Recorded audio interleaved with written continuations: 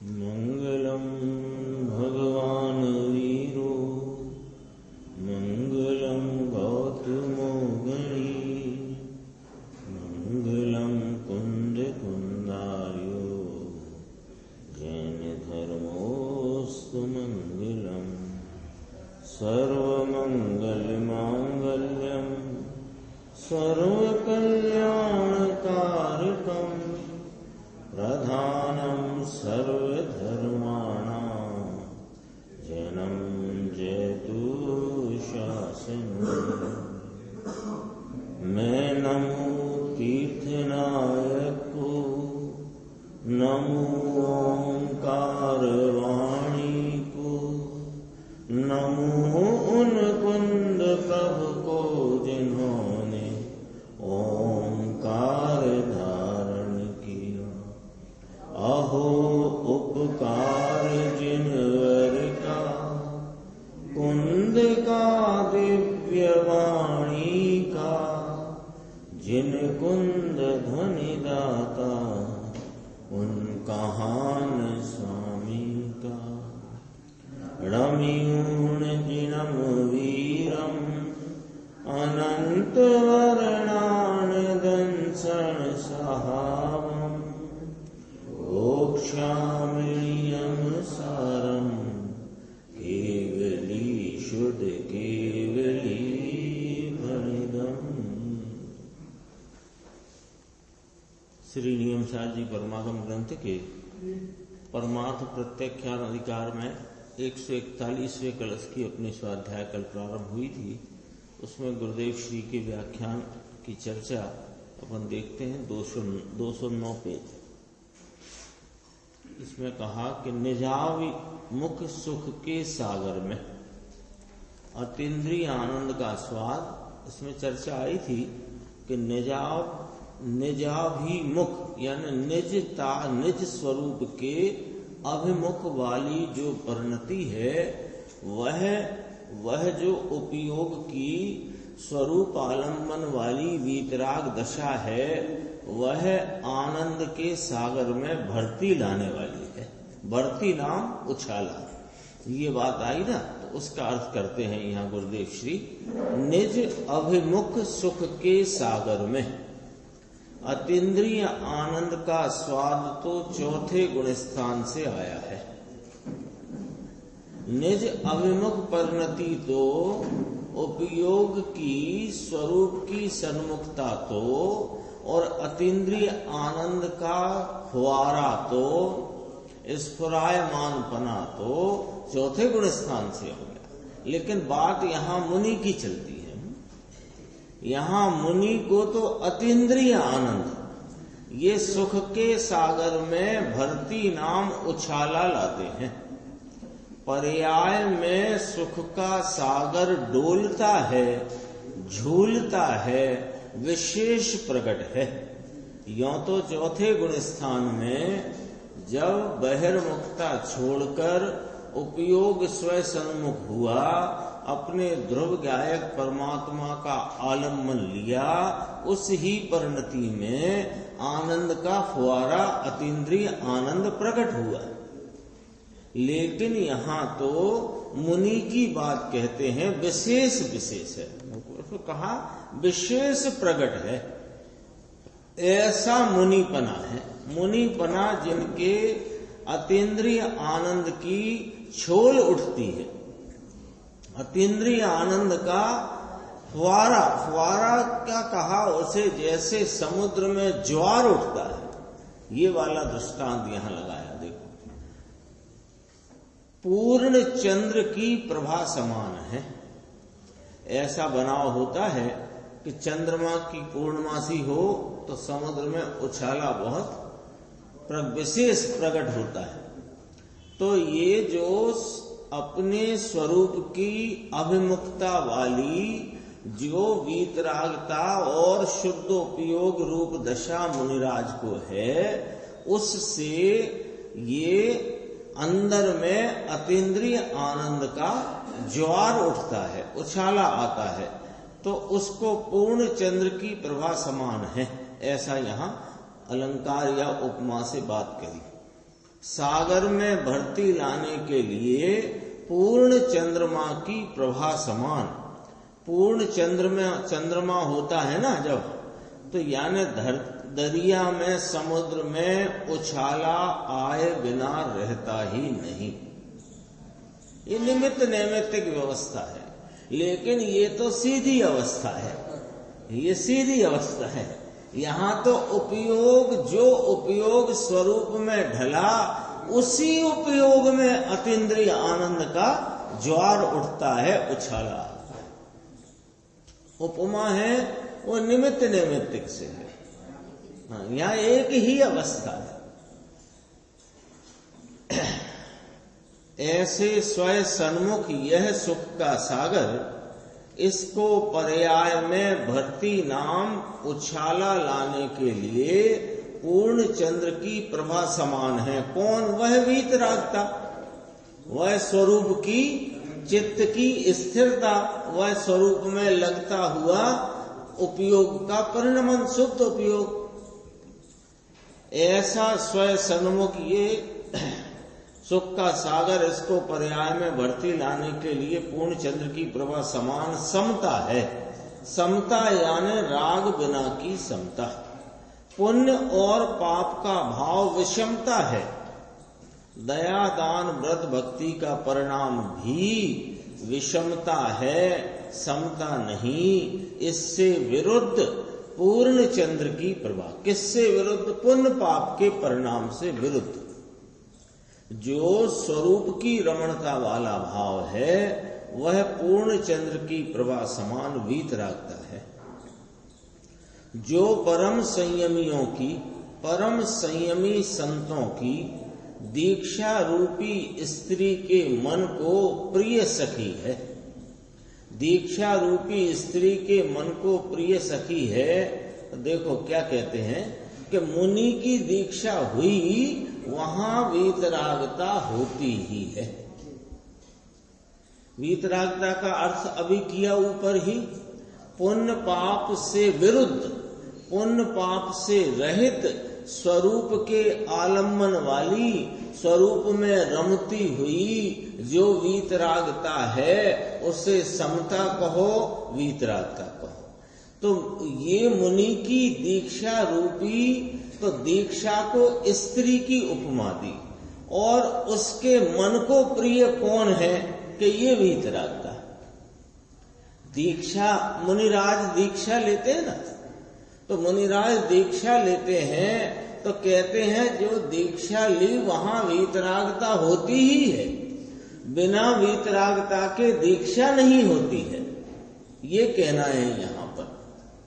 ये जो आचार्य मुनिराज ने टीका में कहा ना, जो परम संयमियों की, संतों की, तो दीक्षा में कौन वर्तते हैं? परम संयमी, अपने स्वरूप में संयमित जिनकी परिणति है, वे मुनिराज दीक्षा ली हुई है।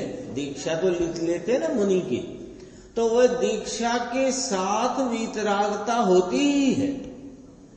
दीक्षा होए मुनि की और वीतरागता न होए, ऐसा नहीं होता, स्पष्ट किया है। इसकी सखी है, साथ में होती ही है।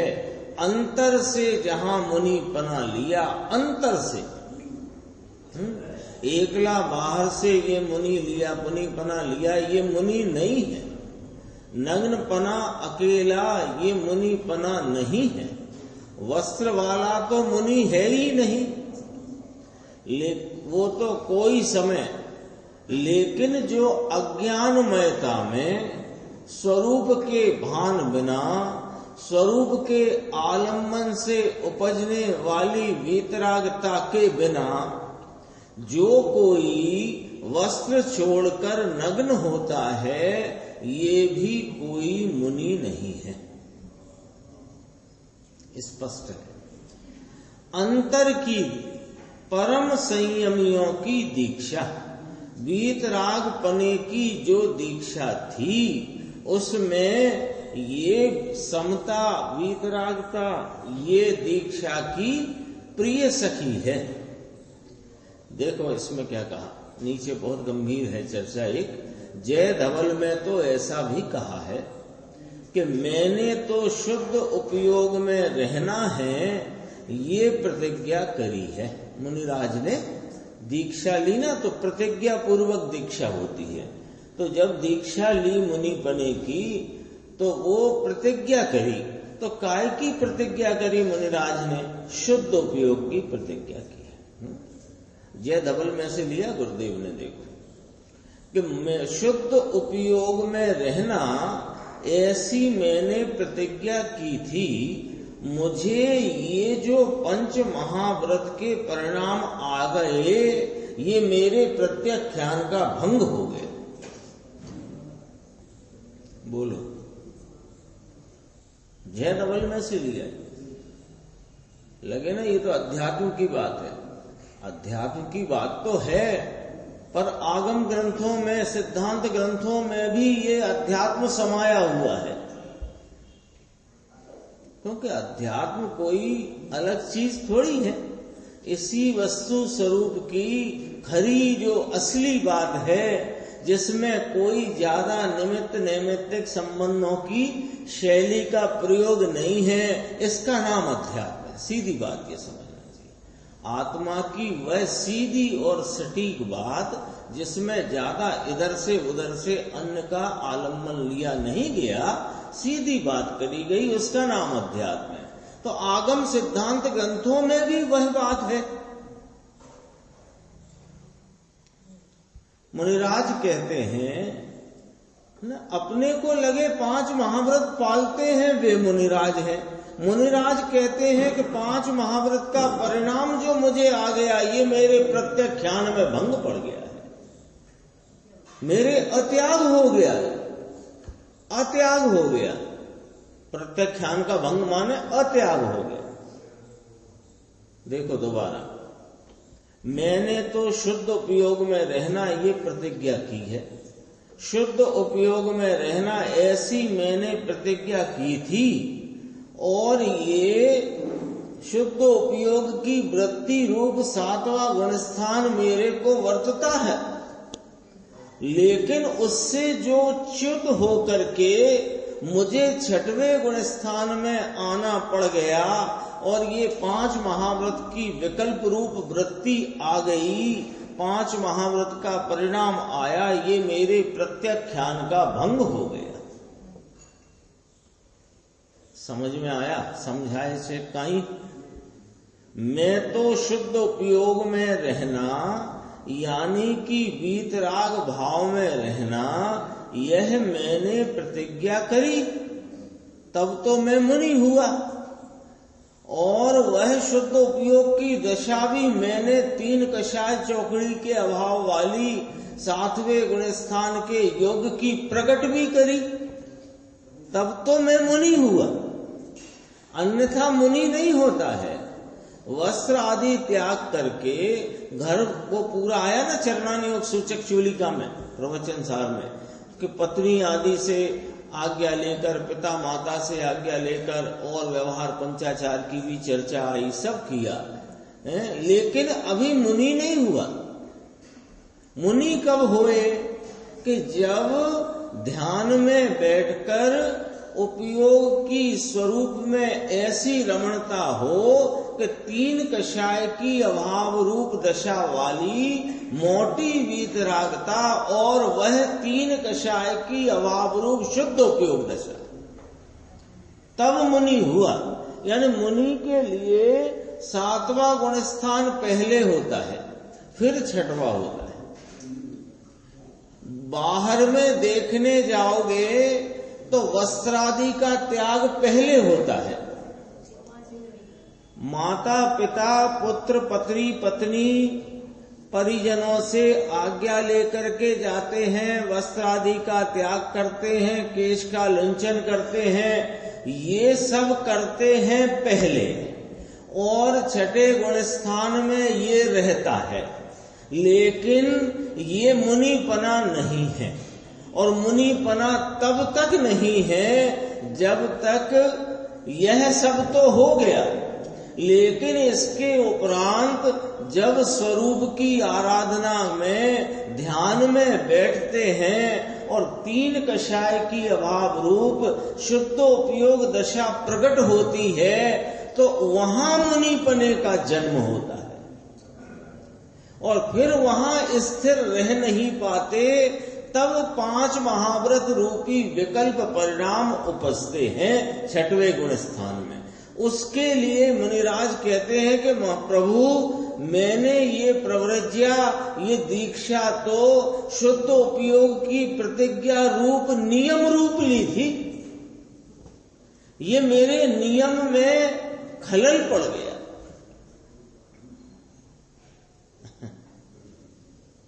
ऐसे कभी विचार में लेना चाहिए ना, बात क्या है असली, असल बात क्या है। देखो इसमें मैं रह सका नहीं, महाव्रत का परिणाम आया, व्यवहार समिति गुप्ती आई, भक्ति आई, इसलिए मेरी प्रतिज्ञा में भंग पड़ गया। तो क्या करूं मैं कि मैं फिर प्रतिज्ञा लेता हूं। क्या प्रतिज्ञा लेते हैं? मुझे नहीं रहना यहां, मैं तो शुद्ध उपयोग में जाता, शुभ वीतरागता के सिवाय मेरे कुछ दूसरा नहीं। ऐसी वीतरागता सहित की मृत्यु समाधि मरण है। ये प्रत्याख्यान करते हैं ना, मरण के समय अंत में ऐसा प्रत्याख्यान करते हैं कि वह 5 महाव्रत का प्रमाण। मुनिराज कैसा प्रत्याख्यान करते हैं?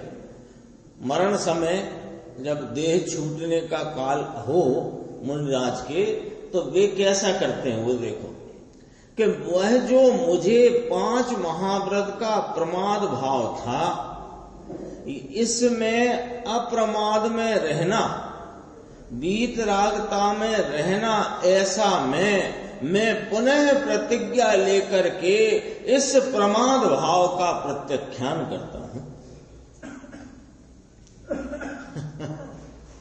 बोलो चंद्रेश भाई, क्या गजब की बात है। मुनि बना यानी इस मोक्ष मार्ग के उत्कृष्ट आराधक जीवों की बात है, जिनके आराधना के जरा ही उग्रता होते ही पूर्णता की प्राप्ति हो, उनकी बात है। देखो 5 महाव्रत का प्रमाद भाव था, इसमें अप्रमाद में रहना, वीतरागता में रहना, ऐसा में इसमें यहां आकर के इतना मुझे दोष लग गया है। ये व्यवहार समिति गुप्ती का जो मुझे विकल्प आ गया है, ये मेरे दोष लग गया है। मैं माटे फरी पचक खान करूं छू, इसलिए मैं पुनः प्रत्याख्यान करता हूं।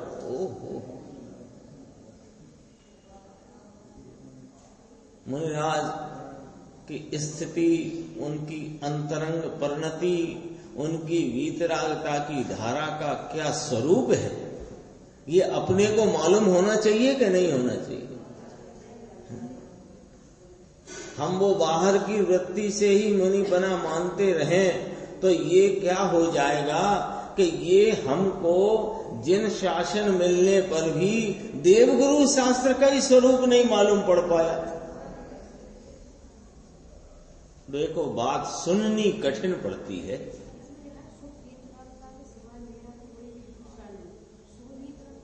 कहाँ लिखा है? शुभ वीतरागता माने अच्छी, शुद्ध लिखना होगा वहां, या तो शुभ लिखा, शुभ का भी अर्थ वही लेना। तो वीतरागता लिखा है तो वहां राग तो पहले ही साफ है।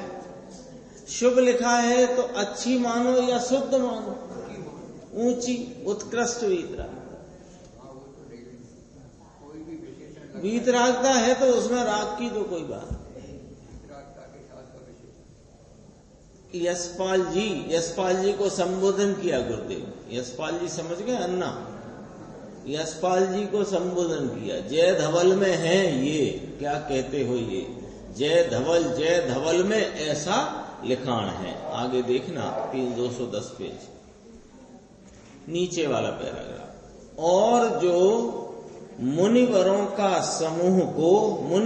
के समूह को ऐसे ही 3 लोक को भी अतिशय पने आभूषण है। ये वीतरागता, ये वीतरागता मुनियों का समूह हो, जैसे 700 मुनिराज का संघ विराजता था हस्तिनापुर में, था ना।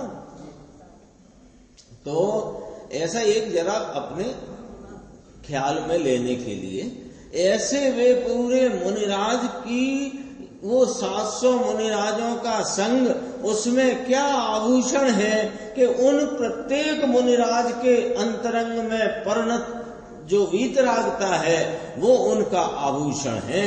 उससे वे सज रहे हैं, उससे वे शोभायमान हैं। मुनिराज कैसे शोभायमान है? अपने स्वरूप की रमणता रूपी शुद्ध उपयोग रूप वीतरागता से शोभायमान है। और 3 लोक का आभूषण यही है।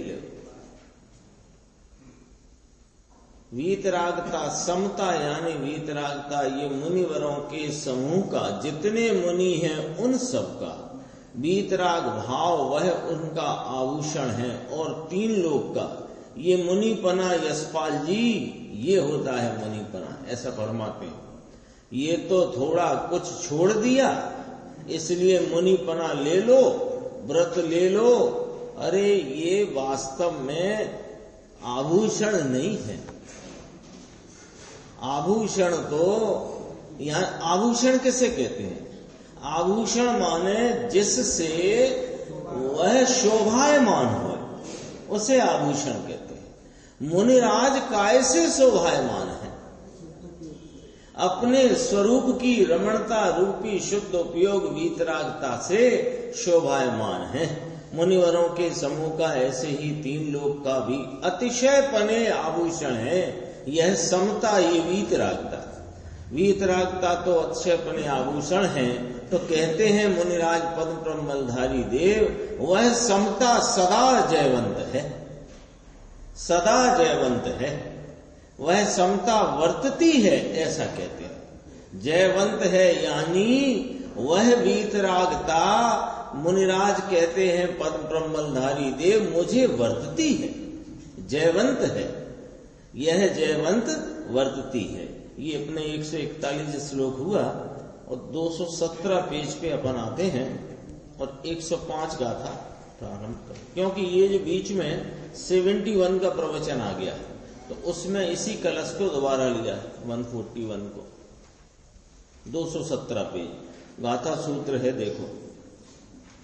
निक सायस दंतस सूरस भवसायिणो संसार भयविदस् पचक्षाणं सुहं हवे अकषाय उद्धमिदान्त छे संसार थी भयभीत च शूरवीर च ते जीवने पचखाण सुखमय होए च।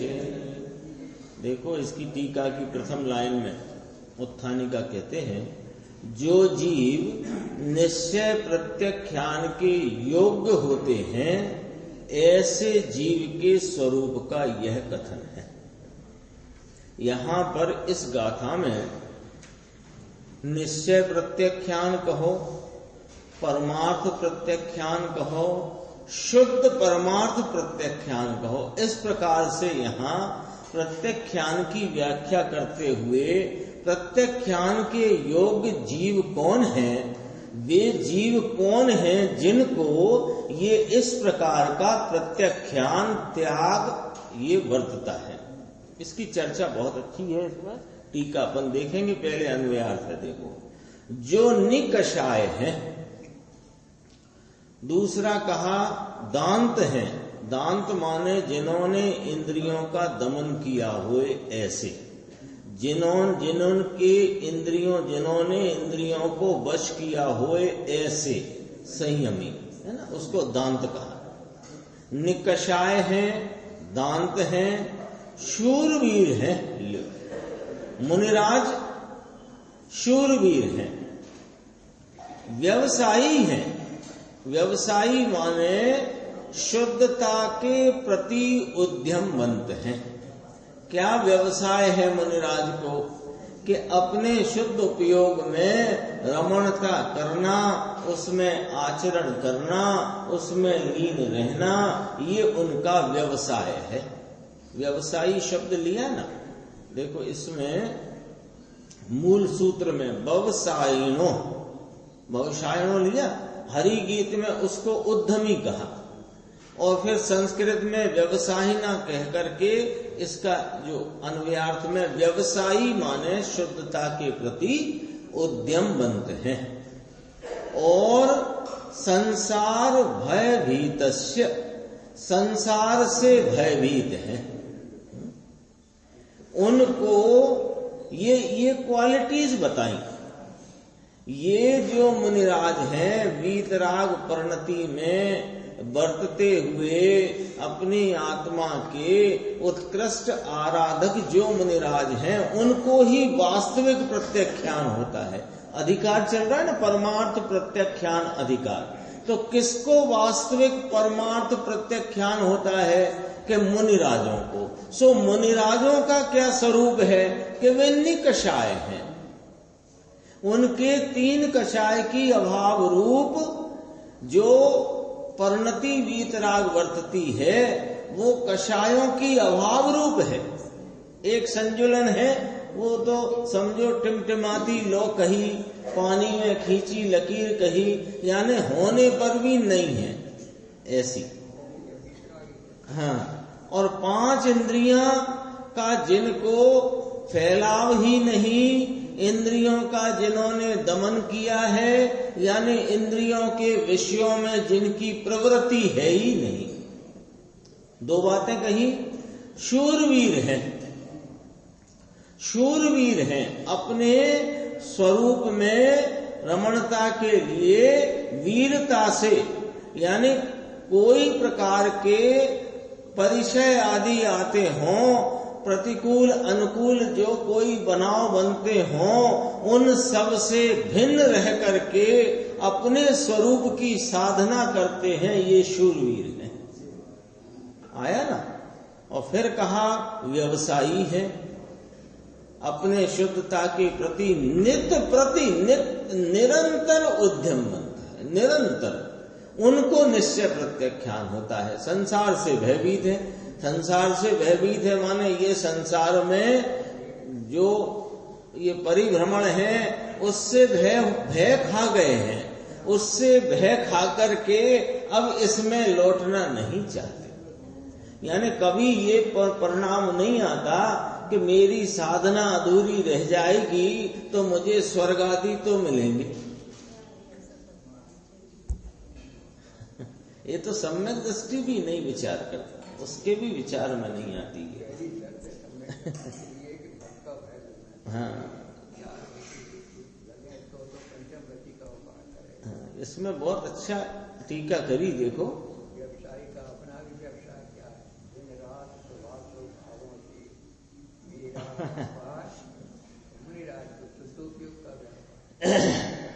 वे आराधक हैं और हम बाधक अवस्था में पड़े हुए हैं।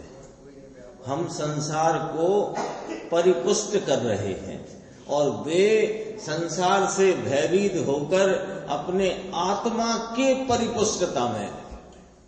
ये है, देखो नीचे आया जो टीका की लाइन, जो जीव निश्चय प्रत्याख्यान के योग होए ऐसे जीव के स्वरूप का ये कथन है। टीका बहुत गंभीर है, गुरुदेव का व्याख्यान भी अपन देखेंगे, पहले टीका देखते हैं। जो समस्त कषाय कलंक रूप कादव से विमुक्त हैं, कषाय के साथ विशेषण लगा है कलंक और कीचड़, दो बातें कही। समस्त कषाय कलंक रूपी कादव नाम कीचड़, तो उस कीचड़ से विमुक्त हैं।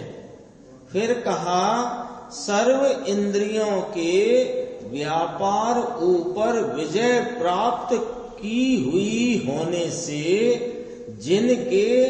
जिन्होंने परम दांत रूपता प्राप्त करी है। दांत का अर्थ समझ गए, वहां फुटनोट आ गया। 5 इंद्रियों को दमन कर दिया है। इंद्रियों को दमन कर दिया माने इंद्रियों के विषयों में वृत्ति उनकी है नहीं, इसका अर्थ ये हुआ। फिर कहा कि सकल परिचय रूपी महाशुभटों को जीत लिया होने से जिन्होंने निज सूर गुण प्राप्त किया है, शूरवीर हैं वे। ये परिचय रूपी महासुभट है ना, परिचय पढ़ते हैं तो उनको जीता है। सहन नहीं करते हैं मुनिराज परिचय, सहन करने की भाषा अज्ञानियों की है। वे जीतते हैं, तो जीतते कैसे हैं कि अपने जो स्वरूप रमणता का उनको जो अनंत वो जो उनको अतुल पुरुषार्थ उपजा है, अपूर्व पुरुषार्थ जिनके वर्तता है स्वरूप रमणता का, उस पुरुषार्थ के बल से उन्होंने परिचयों को जीत लिया है। परिचय जय कहते हैं, सहन करना नहीं कहते हैं। अर्थ ध्यान है।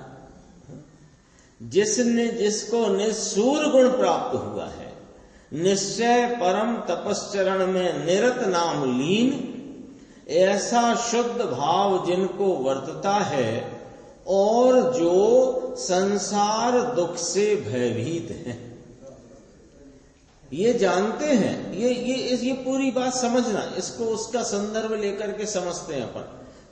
पहले तो कहा, इसमें देखो गाथा में कितने विशेषण कहे गए। निकषाय हैं, दांत हैं, सूरवीर हैं, व्यवसायी हैं और संसार से भयभीत हैं। तो संसार से भयभीत होने से ही वे स्वरूप के व्यवसायी हैं। निकषाय की बात तो अपन ने पढ़ ली टीका में। कषाय कलंक रूपी कादव से विमुक्त है, सर्व इंद्रियों के व्यापार के ऊपर विजय प्राप्त की हुई है, इसलिए परम दांत रूपता को प्राप्त है। 2 बातें हो गई। फिर कहा सकल परिचय रूपी महासुभटों को जीता हुआ होने से शूर गुण को प्राप्त हुए हैं। अब मिलाते हैं संसार दुख से भयभीत हैं, इसलिए स्वरूप में ही लीन रहते हैं। ये मिलाना क्यों? कौन सी गाथा है, नंबर भूल गए। 79 है शायद, प्रवचन सार 79 गाथा, जिसमें अमृतचंद्र आचार्य कहते हैं कि ये शुभ उपयोग रूपी भाव मुझे बार बार आ जाता है, तो इससे मेरे महादुख संकट निकट है। महादुख संकट निकट है यानी ये संसार रूपी देवादिक गतियां, ये देवादिक गति में मुझे जाना पड़ जाएगा, ये मेरे महादुख संकट है, निकट दिख रहा है मुझे, यदि मैं शुभ भाव में रह गया तो। हाँ, कहते हैं ये शुभ उपयोग, शुभ भाव को कहा धूर्त अविसार का की भांति, उसमें लिया टीका में 79 में। धूर्त अविसार का की भांति ये जो शुभ रूप वृत्ति मुझे उठ आती है, मेरे महादुख संकट निकट है, इसलिए मैं क्या करता हूं कि इसका जड़ मूल से निकंदन करने के लिए कमर कसता हूं। कहा ना वहां, तो कमर कसने के क्या करेंगे? कमर कस के अब मुनिराज की कमर कसने का अर्थ है कि मैं अपने स्वरूप में गुप्त होता हूं। अब ये मिलान करो।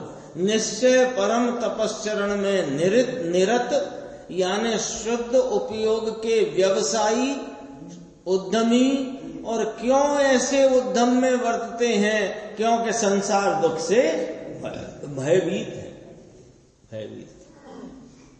अब देखना, अब थोड़ी बात को समझना।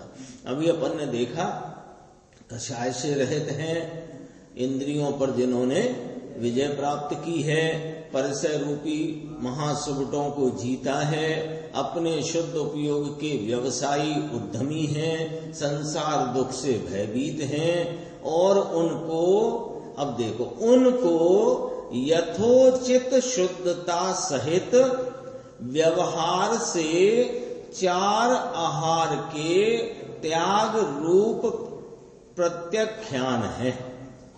इतना, फुल स्टॉप।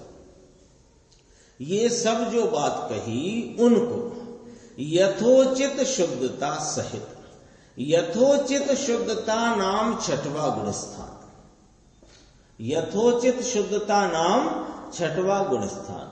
तो 6वां गुणस्थान कैसे आया? पहले ये ध्यान रखना कि 7वें गुणस्थान पूर्वक आया, और 7वें गुणस्थान पूर्वक आया, और ये जितनी चर्चा ऊपर करी वो सब उस 7वें गुणस्थान में से प्रगटी है। सर्व कषाय कलंक रूप कादव से विमुक्त हैं। ये कैसे हुआ कि 3 कषाय की अभाव रूप जो दशा स्वरूप के आलम्बन में स्वरूप की ध्यान से उपजी है, उसी का नाम 7वां गुणस्थान है, और वह कषाय कलंक कादव से विमुक्त है। सर्व इंद्रियों के व्यापार ऊपर विजय प्राप्त की है, स्वरूप के परम तपश्चरण में लीन रहते हैं, परिसय आदि को जीत लिया है।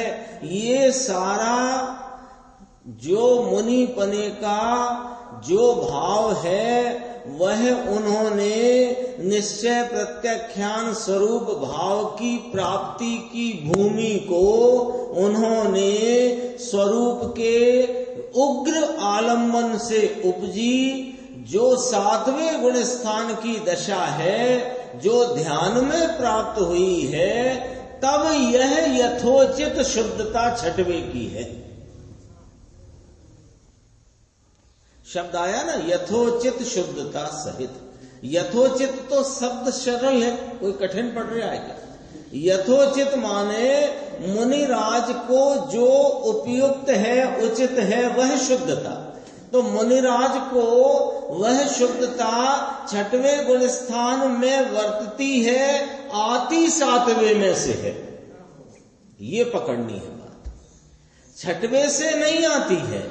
6वें में वह 3 कषाय की अभाव रूप वीतरागता वाली शुद्धता, पवित्रता वर्तती है। आती कहां से है? कि आती 7वें में से है।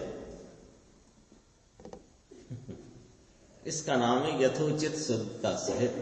अब 6वें गुण स्थान में 4 प्रकार के आहार के त्याग रूपता का प्रत्याख्यान उनको है। 7वें में आहार का त्याग है, ये बात तो कहने की दरकार ही नहीं है। आहार के त्याग की बात 6वें गुण स्थान में कही गई है। समझ गए ना? इसलिए व्यवहार शब्द लगा है, क्योंकि 6वां गुण स्थान व्यवहार में जाता है। व्यवहार से 4 आहार के त्याग रूप प्रत्याख्यान है। अब जरा बात आगे और बढ़ती। ये तो मुनिराज की स्थिति प्रत्याख्यान की बताई, ठीक है।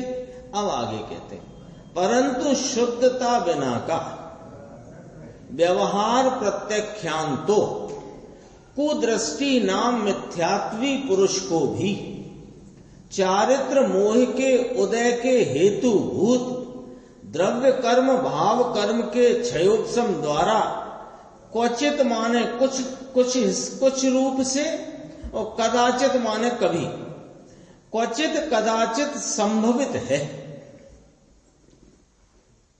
ये बात बहुत गंभीर डाली है पद्म ब्रह्मधारी देव ने इसमें टीका में। देखो, शुद्धता बिना का, तो शुद्धता कहां से आती है?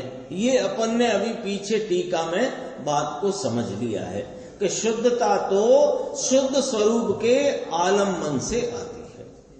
हाँ, उसी के व्यापार में वर्तने से वह दांत रूपता माने 5 इंद्रियों पर विजय प्राप्त करना और अकषाय या कषाय विमुक्तता वह भी स्वरूप के आलम्बन में, स्वरूप की उग्रता, स्वरूप की उग्र आलम्बन में ध्यान की अवस्था में 3 कषाय चौकड़ी की अभाव रूप दशा वह शुद्धता। मुनिराज की शुद्धता कौन सी कहेंगे?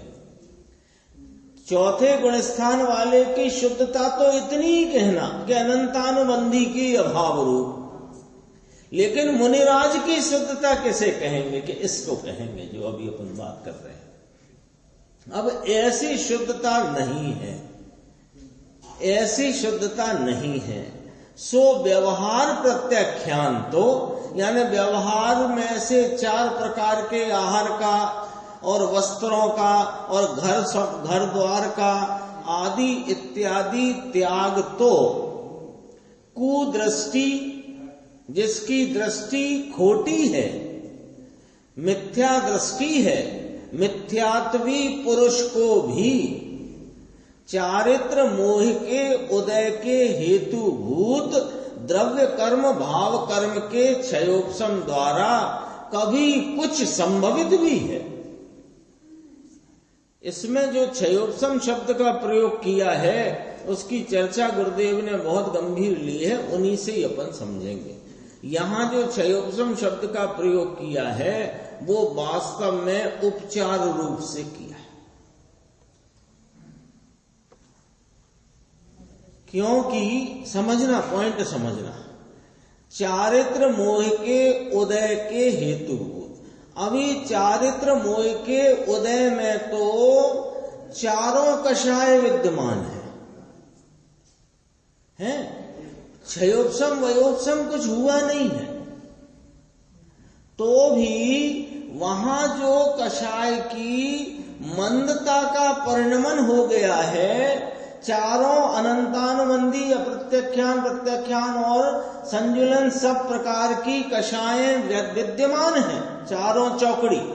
वे विद्यमान होने पर भी जो कोई मंदता का परिणाम उत्पन्न हो गया है कषाय में, कषाई है वो, तो वो राग की अवस्था में मंदता का परिणाम हो गया है, उसे यहां उपचार से क्षयोपशम कहने में आया है।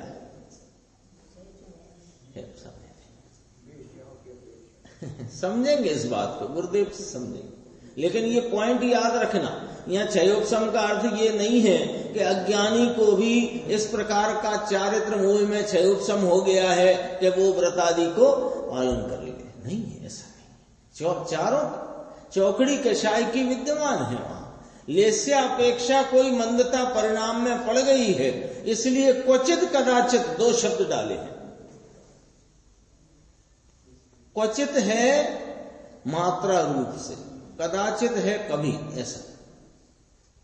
इसलिए ही अब ये पॉइंट समझ में आ गया, कुदृष्टि मिथ्या दृष्टि को भी कभी कषाय की मंदता के परिणमन में ये बाह्य त्याग आदि की वृत्ति दिखाई देती है, लेकिन वह प्रत्याख्यान नहीं होता है। तो अब देखो, इसलिए ही ये ही लगाया ना, इसलिए ही निश्चय प्रत्याख्यान अति आसन्न भव्य जीवों को हितरूप है। ये व्यवहार प्रत्याख्यान आपको जगह जगह दिखाई पड़ सकता है, जो कि अंदर की शुद्धता बिना का दृष्टि के मिथ्यात्वपने में कदाचित क्वचित कोई कषाय की मंदता के परिणमन में उस प्रकार के बाह्य त्याग रूपी वृत्तियां आपको कहीं कहीं दिखाई दे सकती हैं, लेकिन वे निश्चय प्रत्याख्यान नहीं होने से वास्तव में व्यवहार प्रत्याख्यान रूप नाम को भी प्राप्त नहीं होती।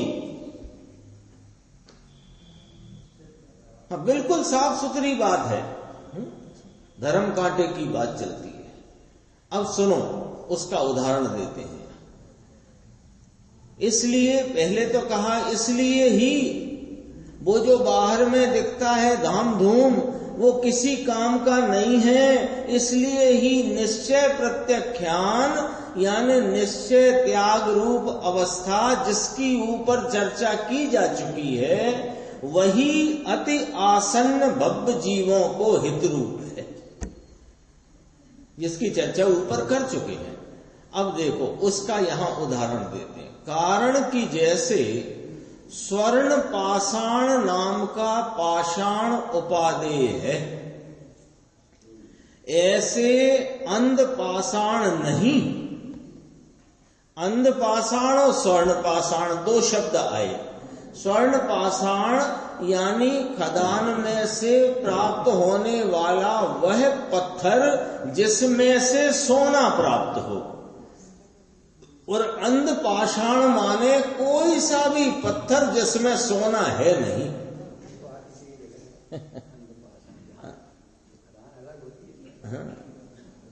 अंध पाषाण माने जिसमें से सोना निकलता ही नहीं है। भले तुम उसे अग्नि में तपाओ, 16 ताव लगाओ, कुछ करो, है नहीं तो निकलेगा कैसे? ये अब घटित करो कि अंदर स्वरूप के आलम्बन की शुद्धता है ही नहीं, तो परिणति में वीतरागता होगी कैसे? प्रत्याख्यान होगा कैसे? देखो, स्वर्ण पाषाण नाम का पाषाण उपादेय है। उपादेय है माने स्वर्ण पाषाण यदि आपके पास है तो आपको सोना प्राप्त होगा, लेकिन अंध पाषाण को लेकर के वो बाजू वाले की भांति अग्नि में डाल डाल के तपाते रहने से सोना प्राप्त होने वाला नहीं, क्योंकि उसमें सोने का अभाव है। जिस परिणति में शुद्धता का अभाव है, वो बाह्य में कितना भी रूप दिखाई देता हो वह काम का नहीं है। देखो, इसलिए यथोचित शुद्धता सहित पाषाण में स्वर्ण होना जरूरी है। स्वर्ण के पाषाण कहते ही उसे हैं जिसमें स्वर्ण है, ठीक है? तो पाषाण में स्वर्ण हो तो मिलता है, होए नहीं तो मिलता नहीं। इसलिए यथोचित शुद्धता सहित संसार और शरीर संबंधी भोग की निर्वेगता निश्चय प्रत्याख्यान का कारण है। देखो, अब यहां क्या कही? संसार शरीर संबंधी भोगों की निर्वेगता, यानी उनमें वेग नहीं है, उस तरफ का झुकाव ही नहीं है। यानी ये व्यवहार त्याग रूप वृत्ति, ये निश्चय प्रत्याख्यान जिनको है उनको ही होती है, तब यह निश्चय प्रत्याख्यान का कारण कहलाती है। पकड़ना पॉइंट पूरा भाषा में से। यथोचित शुद्धता सहित लिखा है। यथोचित शुद्धता सहित का अर्थ क्या हुआ? 7वें गुणस्थान पूर्वक प्राप्त जो शुद्धता की धारा है, उस शुद्धता की धारा सहित जो 6वें गुणस्थान में संसार शरीर संबंधी भोगों की निर्वेगता, एक शब्द में 5 इंद्रियों परिचय वर्चय सबकी बात कर दी एक शब्द में, यानी संसार शरीर संबंधी भोगों की निर्वेगता।